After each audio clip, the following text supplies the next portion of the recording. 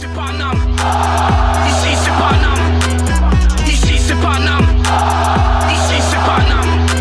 J'ai la tronche du parigo, le cœur qui palpite. On chante, on crie, Paris est magique. Le rouge, le bleu, fier de nos couleurs. Le parc en feu, ressens-tu la ferveur? Yo, salutations mes humains, c'est OP, j'espère que vous allez bien, bienvenue sur la chaîne, on se retrouve pour une nouvelle vidéo, actualité mercato, et oui, en même temps le mercato parisien, il pionce, hein, il pionce, il pionce.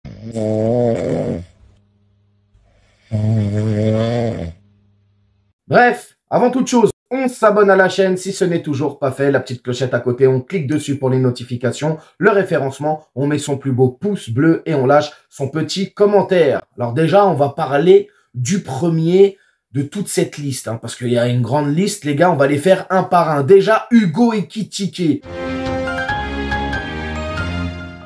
Cher Hugo, arrivé en 2022 en provenance du Stade de Reims, bon, il a mis que 4 buts depuis qu'il est là. Alors lui, c'est compliqué. Compliqué parce que déjà, le Paris Saint-Germain, pour moi, n'a pas fait les choses dans l'ordre. Déjà, le transfert. 36 millions d'euros. On s'est mangé une banane, les gars. Faut dire les termes. Bon, bref. Tu prends le joueur, tu le fais venir dans un contexte quand même particulier, puisque tu as quand même une attaque avec Neymar, avec Messi, avec Mbappé. Faut faire de la place. Et la place, il n'y en a pas. Même s'il est grand, il n'y avait pas de place pour lui. Moi, personnellement, la logique aurait été de l'acheter et de le laisser soit en prêt au Stade de Reims, où je pense qu'un autre club de Ligue 1 aurait été très content de recevoir Hugo Ekitike dans son équipe. Le Paris Saint-Germain a préféré le garder. Alors après, on a entendu tout plein de rumeurs, oui, comportement, patati patata. Moi, la seule chose que j'ai pu constater ces derniers mois et cette dernière année, c'est quand même que Hugo Ekitike était l'un des premiers, si ce n'est le premier à venir à l'entraînement, et en tout cas l'un des derniers à partir. Donc l'investissement, il l'a. D'ailleurs, ça lui a coûté encore sa place pour cette saison, puisqu'il avait l'opportunité de partir, Hugo, du côté de l'Allemagne notamment, et monsieur a dit non, je veux m'imposer à Paris. Ouais, mais t'avais pas ta place, poteau. En tout cas, Francfort, là, maintenant, cet hiver, fait le forcing pour s'attacher les services du jeune Français. Lui fait des efforts aussi, puisqu'il a décidé de baisser son salaire pour faciliter les choses. Et là, c'est le PSG qui coince, parce que Paris réclame 30 millions d'euros. Comment? 30 millions d'euros, les gars. Alors, je veux bien le PSG, de temps en temps, on essaye des choses, on prend des risques, mais là, c'est quand même un gros risque. Alors, Francfort, eux, ils veulent bien mettre une somme, mais ils iront pas au-delà de 20 millions d'euros. Le Paris Saint-Germain veut un prêt avec option d'achat obligatoire, chose que Francfort veut bien accepter, mais pas pour 30 millions d'euros, jamais. En plus de ça, le salaire pris en charge, etc. Bon bref, là, ça coince au niveau du prix. Il y a un moment donné, le joueur a mis de l'eau dans son vin, et Ekitike a baissé son salaire. Donc le Paris Saint-Germain a vous aussi de montrer un petit peu de souplesse là-dedans. Donc ça serait bien d'accepter un prix raisonnable. 30 millions d'euros pour un joueur qui a mis 4 buts toutes compétitions confondues depuis 2022 et qui n'a pas montré grand-chose, malheureusement, ça va être compliqué, vraiment compliqué. Donc voilà, pour ce point, Francfort, PSG, Ekitike, on en est là les gars et ça ne bouge pas. On espère quand même que ça va s'accélérer dans les prochains jours, puisque bientôt la fin. Le deuxième cas, nous allons parler de Mukiele.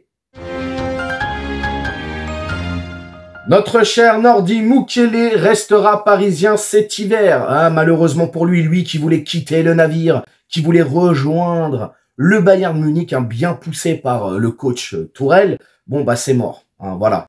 Le Bayern s'est retiré des négociations avec Paris et le Bayern va signer son latéral, puisqu'ils l'ont trouvé. On parle de Sacha Boey, un nom qui avait déjà circulé, qui était plus ou moins associé à Paris.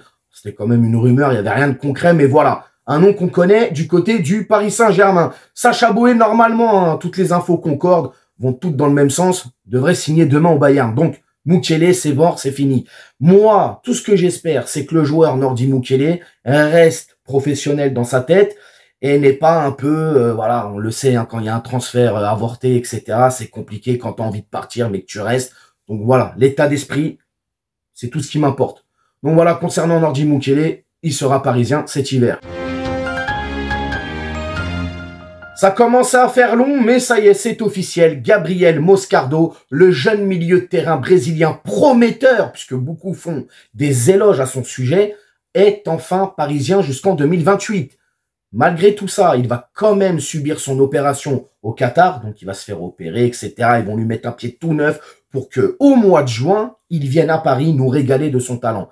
Voilà, il sera prêté jusqu'à la fin de saison dans son club formateur des Corinthians.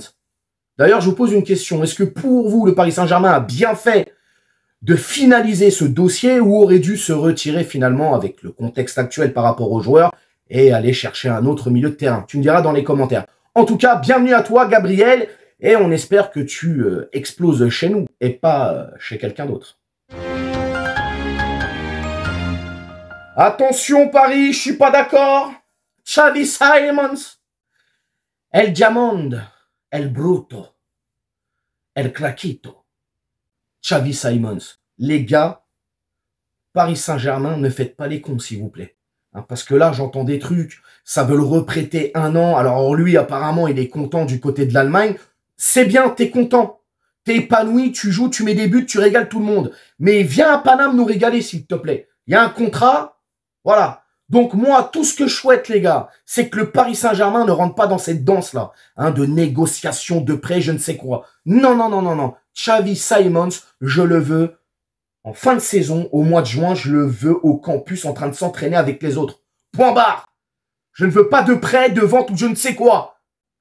Il a un contrat, il vient et il nous régale nous. Non, parce que c'est ça en fait. Lui, il est là, il régale tout le monde et nous, on le voit à la télé, nous, les Parisiens. Moi, j'ai envie d'aller au Parc des Princes, le voir mettre des sombreros, le voir mettre des buts, hein, le voir téléphoner à je ne sais qui quand il met un but.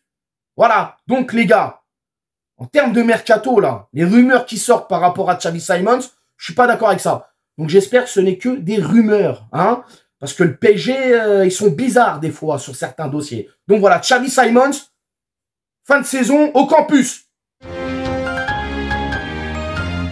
Lenny Yoro. Ah, Lenny Yoro. Eh oui, Lenny Yoro. Il y a quelque chose. Tu sens, il y a quelque chose. J'en ai parlé il n'y a pas longtemps. Mais là, va falloir se calmer avec les prix. Hein. Bon, Olivier Létang qui dément toute négociation, etc. C'est le jeu, c'est la com, c'est comme ça. Il va jamais dire oui, on est en train de négocier. Le joueur est d'accord pour quitter Lille cet hiver.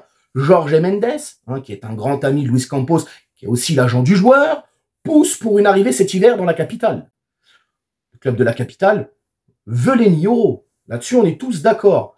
Maintenant, moi, c'est le prix qui me dérange. Alors, l'autre fois, on en a parlé. Il est estimé à 25 millions d'euros.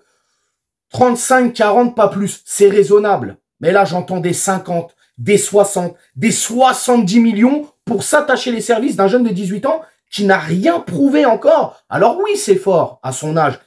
Il y a des qualités. Il y a une marge de progression incroyable. Mais pas 70 patates, les gars. À 70 millions, je me retire, je vais chercher un défenseur qui a de la bouteille, qui a de l'expérience. À ce prix-là. Pourquoi aller chercher un jeune de 18 ans? On va me dire, ouais, mais OP, c'est les prix. Non, non, non, non. C'est les prix PSG. C'est les prix PSG. Il est là le problème. On reproche souvent au Paris Saint-Germain de ne pas acheter en France. Mais ouais, mais quand on veut acheter en France, on nous aligne. On nous allume.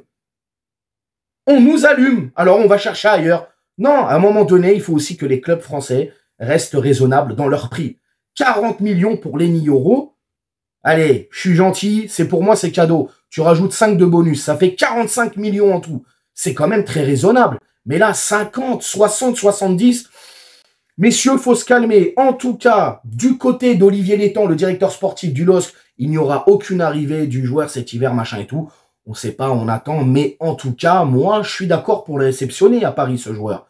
Mais pas à un prix exorbitant. Il faut arrêter de nous prendre pour les dindons de la farce. Donc voilà, les gars, c'était un peu tout ce qui se passe en ce moment côté mercato. Et je te l'ai dit en début de vidéo, ça pionce énormément.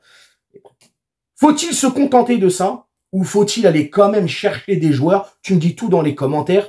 N'hésite pas à t'abonner, partage, like. Je te souhaite un très bon week-end, hein, puisqu'on est vendredi, donc c'est le week-end. Et en plus de ça, demain, on se retrouve. Pourquoi? Pour l'avant-match. Contre Brest, Paris-Brest. Bonne pâtisserie à tous. Ciao. Sa mère, les foutiques, c'est l'UTES que j'incarne. Paris capitale et la Liga capitale.